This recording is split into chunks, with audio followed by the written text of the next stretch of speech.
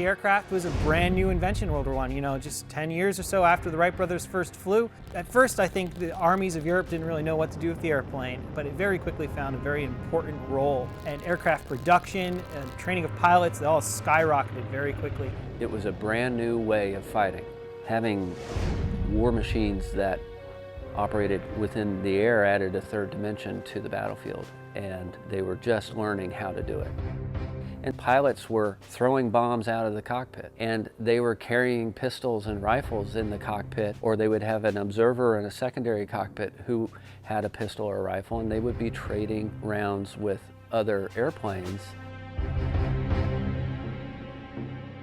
I think on the one hand they were terrified because they were young, they were fresh.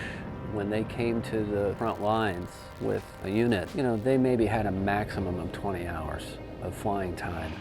They just weren't that experienced.